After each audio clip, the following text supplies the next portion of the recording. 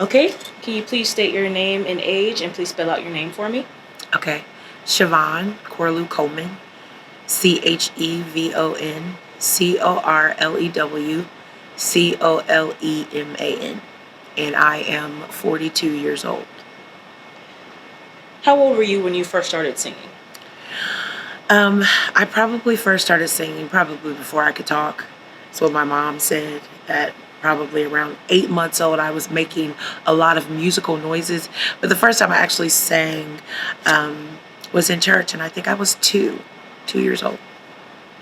What was the musical atmosphere in your home growing up? Now, because I was raised in a holiness church, we were not allowed to listen to contemporary gospel music. We weren't allowed to listen to anything secular.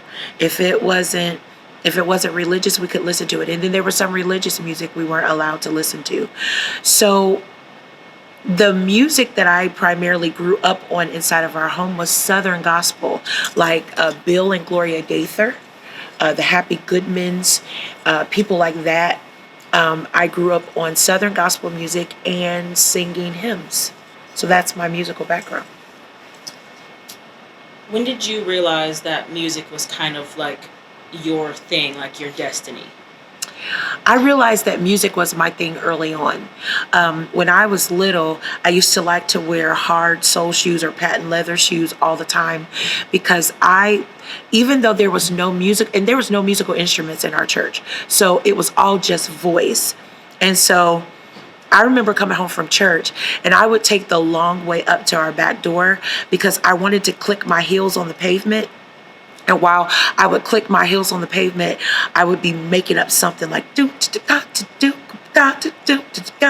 And my mom, I remember her looking at I don't remember her, but she said she looked at my dad and was like, something else is going on in that girl's head. She hears things like this that we don't expose her to. Like she's just hearing it like from somewhere out there. So we know now that it was God. But yeah. How has the music? How has the music you create been a link to your culture? Well, the music that I create now is linked to, of course, church culture. I'm a praise and worship leader. And so the music that I write now is music that, yes, as a recording artist, I've gone into the studio and I've recorded. But with me being a Christian woman and me being a believer, I am a part of, the Christian community and Christian culture. So the music that I write is inspired from a spiritual place.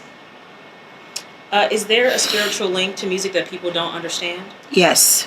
Yes, there is. I think that the spiritual link that people don't understand when it comes to music is how sound affects us.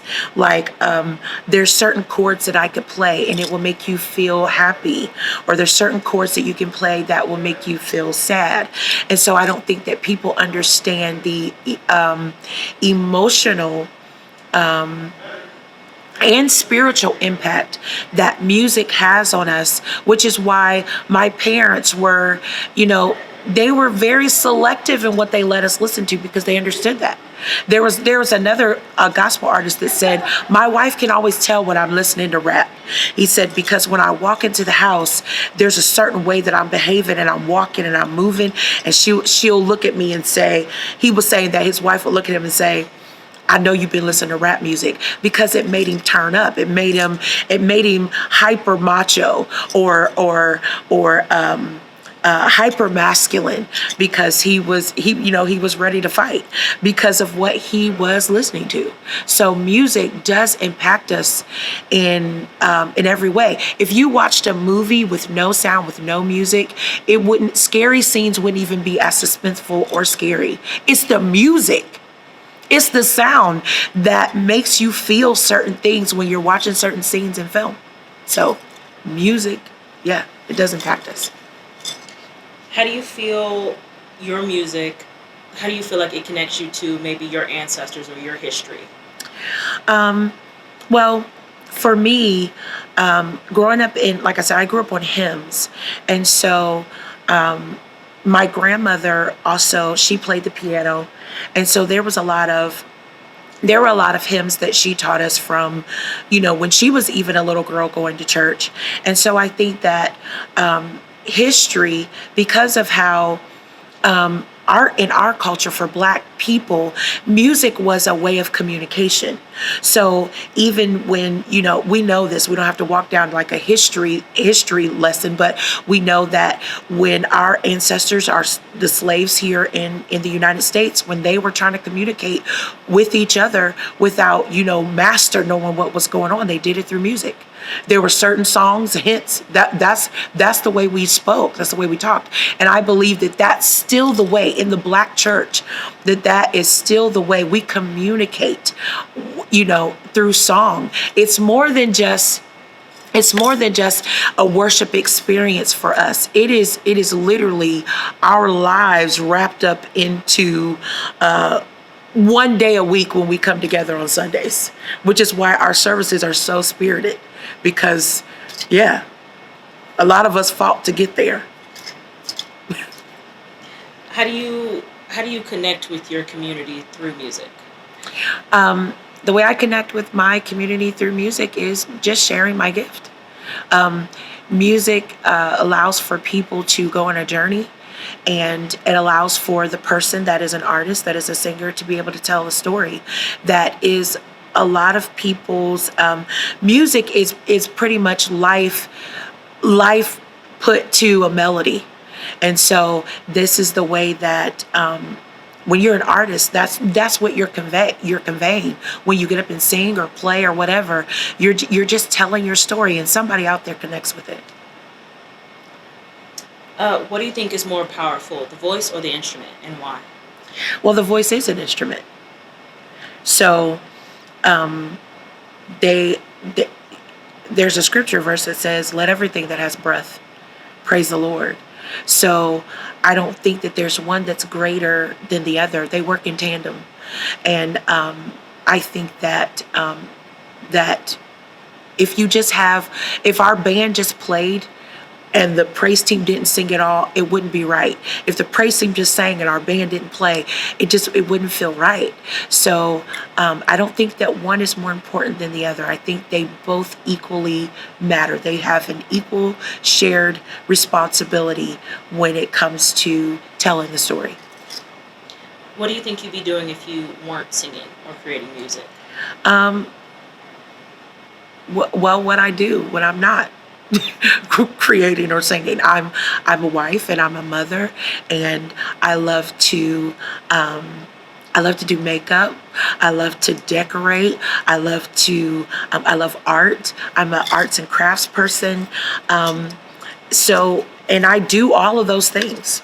So there's many different things that I have going. It would deal with arts. At the end of the day, I would be an interior designer or decorator somewhere, or maybe in fashion, or maybe a makeup artist, or I mean, yeah, I plan to still do all those things too. Fantastic. What has been the most rewarding thing that's come from your singing career? The people that I've got to meet, the music world is, as a Black woman, you realize that you are a minority in this country. But when you do music, you realize that you are part of a different minority group, because not everybody does it or can do it.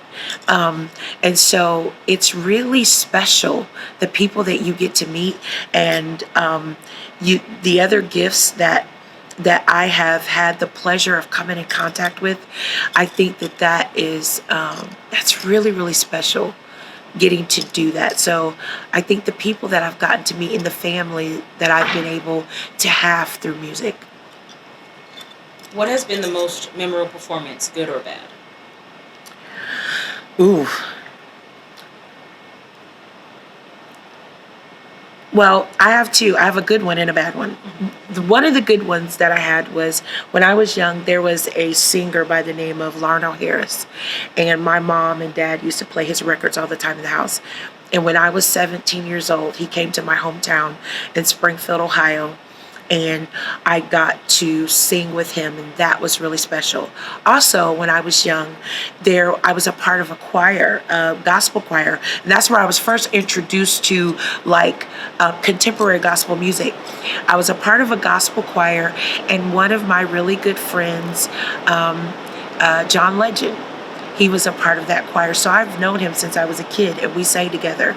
So like I said, I've been able to connect and meet some really powerful people, but also be in the room with people who are like family, who are now doing amazing things in music. A bad experience was one time our group went to a church and we weren't quite ready. So rehearsal does matter. Knowing what it is that you're supposed to do does matter. And we went to a church and we weren't ready, and we started singing and it did not come together right at all. And it was humbling. You know, you're not always great. And so you have to perfect this thing. If you have a gift and you feel like there's something that you're really good at, you have to perfect it. So those are my experiences.